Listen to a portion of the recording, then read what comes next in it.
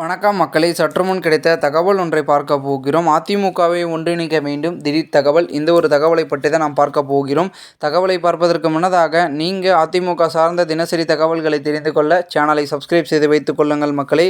தற்பொழுது அதிமுக இந்த ஒரு 2024 நாடாளுமன்ற தேர்தலில் படுதோல்வியை சந்தித்திருக்கிறது என்று கூறலாம். அதற்கான முக்கிய காரணத்தையும் விளக்குகிறார்கள் அதிமுகவின் முக்கியமான புள்ளிகள். அதாவது என்னவென்றால், அதிமுக 2017லும் சரி மிகப்பெரிய அளவில் ஒரு முக்கியத்துவமான ஒரு கூட்டணி வைச்சிருந்தது. ஆனாலும் கூட ஒரே இடம்தான் எம்பியாக மாறினார்கள்.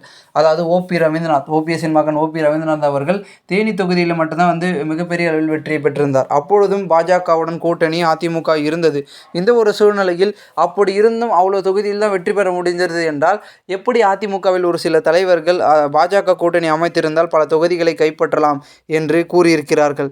மேலும் இது ஒரு பக்கம் இருக்க, இன்னொரு பக்கம் அதிமுக ஒரு பக்கம் இருந்தாலும் எப்படி 40 தொகுதிகளில் திமுக வென்றது என்றால் அதற்கு முழு காரணம் ஒரு பக்கம் இருக்கிறது.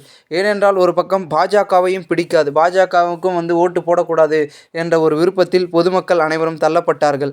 ஆகையால் அதன் பிறகு அதிமுக மாற்று கட்சியாக அதிமுக இருக்கிறது. அதிமுகவில் என்ன பிரச்சனை என்றால் தலைமை சரியில்லை, அதிமுக வழிநடத்தைகள் அனைத்துமே மாற்றி இருக்கிறது, அதிமுக சிறப்பாக செயல்படவில்லை என்ற ஒரு நோக்கமும் பொதுமக்களிடையே ஏற்பட்டிருந்தது.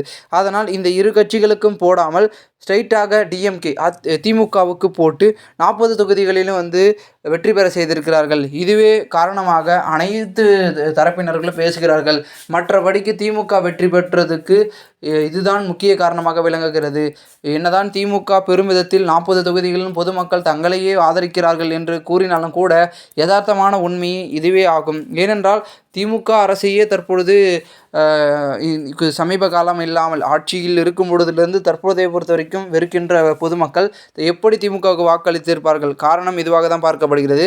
ஆனால் 2026 தற்பொழுது பெரும் வகையில் இரட்டை இலை சின்னம் ஆட்சி அமைக்கும், அதாவது அதிமுக ஆட்சி அமைக்கும். ஆனால் அதற்குள் நம்மளுடைய அதிமுக பிரிந்திருக்கக்கூடிய அனைவரையும் ஒன்று திரட்டி சண்டை, சமாச்சாரம், கருத்து வேறுபாடு, முட்டி மோதல் என்று அனைத்தையும் சரி செய்தால் அதிமுக சிறப்பாக செயல்படும் என்று குறிப்பிடுகிறார்கள்.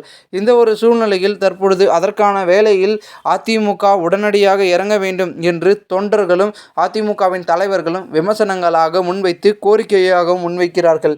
ஏனென்றால் தற்பொழுது இந்த ஒரு ஆட்சியை பிடிக்காமல் தான் பொதுமக்கள் சகித்து கொண்டிருக்கிறார்கள். அடுத்த கட்ட ஆட்சியை எடப்பாடி தலைமையில் இரட்டை இலை சின்னத்தை கண்டிப்பாக தேடுவார்கள் பொதுமக்கள். அதற்குள் தலைமையை சரி செய்தால் மட்டுமே அதிமுக சிறப்பாக வழிநடக்க முடியும். இல்லை என்றால் தலைமையின் பிரச்சனையின் காரணமாக பொதுமக்கள் வாக்குகளை மற்ற கட்சிகளுக்கு கொடுத்துவிட்டால் அதிமுகவுக்கு அதன் பிறகு என்னதான் நீங்கள் நம்பிக்கைவாதமோ இல்லை உறுதியான செயல்பாடுகளோ இருந்தாலும் கூட அடுத்தடுத்து தேர்தல்களில் அதிமுக எழுந்து கூட நிற்க முடியாத சூழலுக்கு தள்ளப்பட்டு விடலாம்.